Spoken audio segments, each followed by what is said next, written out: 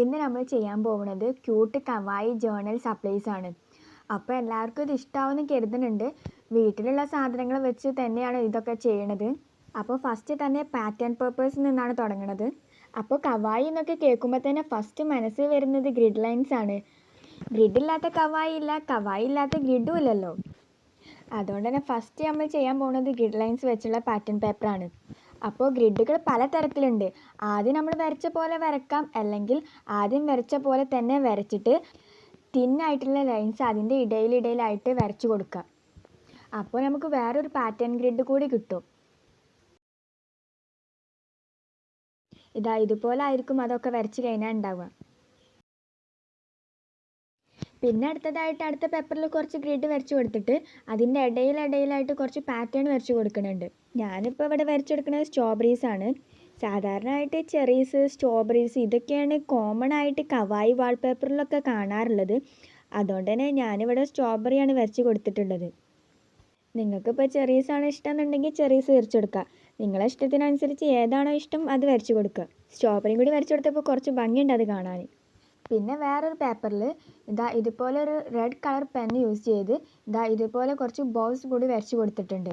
Correct perfect ആയിട്ട് വരച്ച് കൊടുക്കണമെന്നൊന്നുമില്ല, just ഒന്നിങ്ങനെ വരച്ച് കൊടുത്താൽ മതി.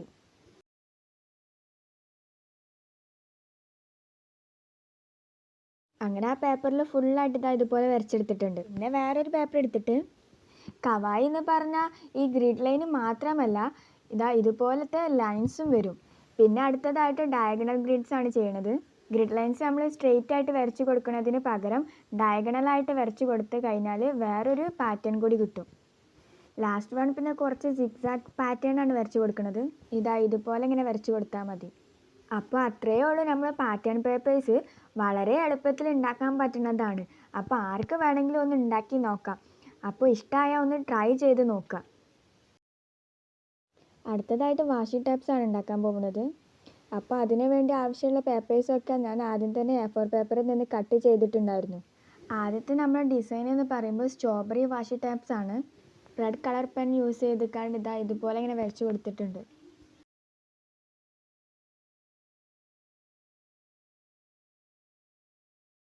പേപ്പർ ഫുള്ളായിട്ട് വരച്ചിട്ടുണ്ട്.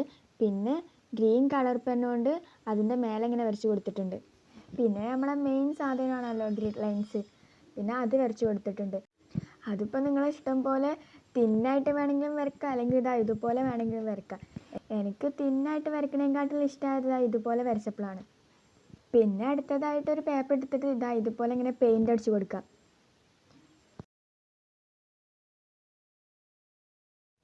പിന്നെ അതിൽ കുറച്ച് വൈറ്റ് ഡോട്ട് കൂടി ഇട്ട് കൊടുത്താൽ സാധനം സെറ്റായി.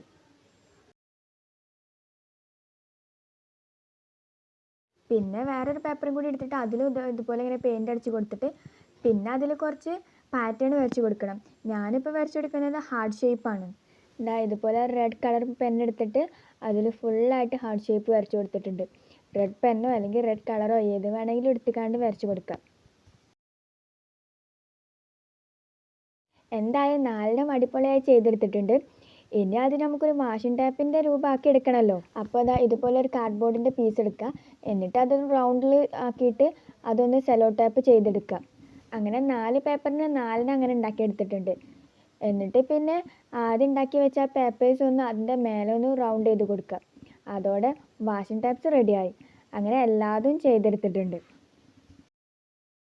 എന്നിട്ട് പിന്നെ ലാസ്റ്റായിട്ട് ആ പേപ്പർ നിൽക്കാനും വേണ്ടിയിട്ട് ഒരു തിന്നായിട്ടുള്ള കാർഡ്ബോർഡ് പീസ് എടുത്തിട്ട് ഇതുപോലെ ഒന്ന് മടക്കിയിട്ട് അതൊന്ന് സെലോ ടാപ്പ് ചെയ്തെടുത്താൽ മതി. അപ്പോൾ ഇതുപോലെ അങ്ങോട്ടും ഇങ്ങോട്ടും നീക്കാൻ പറ്റും. അങ്ങനെ 4ഉം ചെയ്തെടുത്തിട്ടുണ്ട്.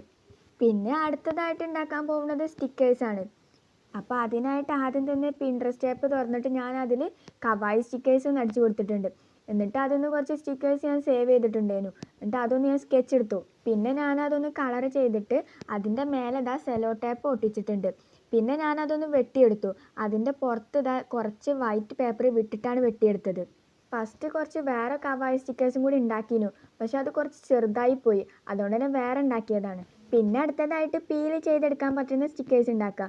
ഇതും ഞാൻ പിൻട്രസ്റ്റ് ആപ്പിൽ നിന്ന് ഡൗൺലോഡ് ചെയ്തിട്ട് എടുത്തതാണ്. ഇത് ഞാൻ പിൻട്രസ്റ്റ് കുറേ മുന്നേ കാണാൻ തുടങ്ങിയിട്ടുണ്ട്. അപ്പം തന്നെ എനിക്ക് ഇഷ്ടമായിക്കാണ്ട് ഞാൻ സേവ് ചെയ്ത് വെച്ചിരുന്നു. പക്ഷേ വരയ്ക്കാനുള്ള മടി കൊണ്ട് ഇങ്ങനെ വരക്കാതൊക്കെയായിരുന്നു. പിന്നെ അതങ്ങോട്ട് വരച്ചു. പിന്നെ അത് ഓരോന്നോരോന്നായിട്ട് അതെല്ലാതും കളർ ചെയ്തെടുത്തിട്ടുണ്ട്.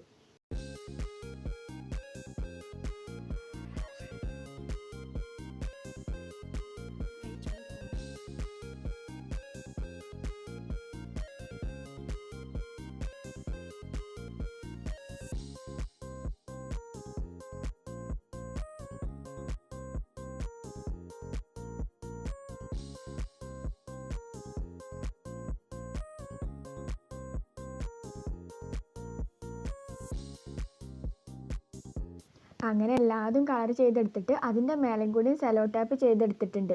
എന്നിട്ട് പിന്നെ അതൊന്ന് കട്ട് ചെയ്തെടുത്തു. പിന്നെ അത് പീൽ ചെയ്തെടുക്കണ സ്റ്റിക്കർ ആയതുകൊണ്ട് അതൊന്ന് ബട്ടർ പേപ്പറിൽ സ്റ്റിക്ക് ചെയ്തെടുക്കണം. പക്ഷെ ഞാനിവിടെ സ്റ്റിക്ക് ചെയ്തത് ഒരു വൈറ്റ് പേപ്പറിൽ വെളിച്ചെണ്ണ തേച്ചെടുത്തതാണ്. അങ്ങനെ എടുത്താലും നമുക്ക് പീൽ ചെയ്തെടുക്കണ സ്റ്റിക്കേഴ്സ് ഉണ്ടാക്കാം. പിന്നെ അടുത്തതായിട്ട് ഉണ്ടാക്കാൻ പോകുന്നത് സ്റ്റാമ്പാണ്. അപ്പോൾ ആദ്യം തന്നെ കുറച്ച് കളേഴ്സ് എടുത്തിട്ട് ഇതുപോലെ കുറച്ച് ഔട്ട്ലൈൻ വരച്ചെടുക്കുക. ഇതുപോലെ ഇങ്ങനെ കുളു കുളു കുളു ആയിക്കാണ്ടുള്ള ഔട്ട്ലൈനാണ് വരച്ച് കൊടുക്കുന്നത്.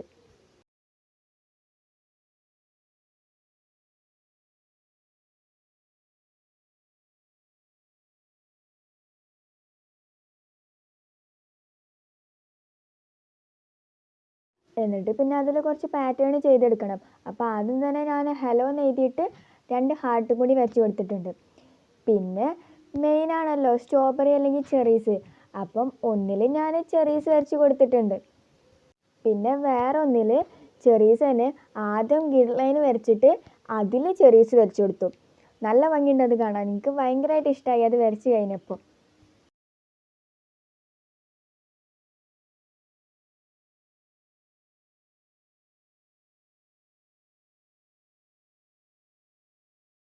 ഗ്രിഡ് ലൈൻസ് പിന്നെ നമുക്ക് മെയിൻ ആയതുകൊണ്ട് വേറെ ഒന്നിൽ ഗ്രിഡ് ലൈൻസും കൂടി വരച്ച് കൊടുത്തിട്ടുണ്ട്. പിന്നെ വേറെ ഒന്നിൽ സ്ട്രോബെറിയും കൂടി വരച്ച് കൊടുത്തിട്ടുണ്ട്. അങ്ങനെ അതിലെല്ലാത്തിലും പാറ്റേൺ വരച്ച് കൊടുത്തിട്ടുണ്ട്. പിന്നെ അടുത്തതായിട്ട് അതെല്ലാതും ഒന്ന് വെട്ടിയെടുക്കണം. വെട്ടിയെടുത്തപ്പോൾ അതിൻ്റെ പുറത്ത് ഇങ്ങനെ കുറച്ച് വൈറ്റ് പേപ്പർ വിട്ടിട്ടാണ് വെട്ടിയെടുത്തിട്ടുള്ളത്. അങ്ങനെ നമുക്ക് എളുപ്പത്തിൽ സ്റ്റാമ്പ് ഉണ്ടാക്കിയെടുക്കാം. അപ്പോൾ ഇതും കൂടി ഒന്ന് ട്രൈ ചെയ്ത് നോക്കുക.